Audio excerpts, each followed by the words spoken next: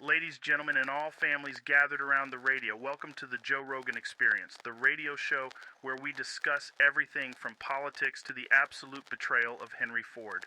Today, the Battle of El Alamein, one of the most significant battles of this war, has just ended, and we'll be touching up on some of the things that occurred during this bloody battle. So picture this. We're in North Africa, and the Axis powers are on a roll. They've already conquered much of the territory so far. Enter General Erwin Rommel. Also now apparently people are calling him Desert Fox, a master strategist who had been kicking some serious Allied butt. But wait, here comes the beautiful, the brave General Bernard Montgomery, a.k.a. Monty, the British commander who gave Rommel a run for his money. Apparently Montgomery had been planning this for months. He knew Rommel's tactics and was ready to take him down. The Allies launched a surprise attack on the Axis powers, and that's how this battle started. Now here's where it gets interesting. Montgomery had a two-phase plan.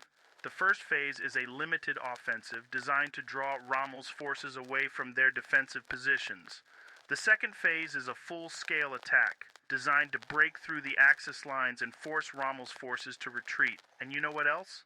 I wonder about the human toll of war. I mean, we talk about these battles and these generals and these strategies, but what about the soldiers who were actually fighting on the front lines? These were young men, many of them just teenagers, who were thrown into a brutal, terrifying, and often deadly conflict.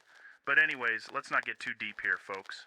According to a journal that was found on the field, on October 31st, Montgomery launched a massive artillery bombardment on the Axis positions, which was designed to soften their defenses and create a gap in their lines.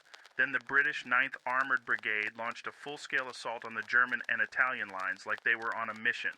The attack was a complete success, and the Allied forces managed to break through the Axis lines and push their forces back. Rommel tried to mount several counterattacks to stop the Allied advance, but his forces were severely weakened, and he was eventually forced to retreat. The Allied forces pursued the Axis forces and captured over 30,000 prisoners, along with a large amount of equipment and supplies. This battle was a significant victory for the Allied forces, and this marks beginning of the end for the Axis forces in North Africa. This prevented the Axis forces from gaining control of the Suez Canal and cut off their access to the Middle East. It was like the Allies just pulled off a miracle, and they had the confidence to keep on fighting the Axis powers, which is absolutely crazy.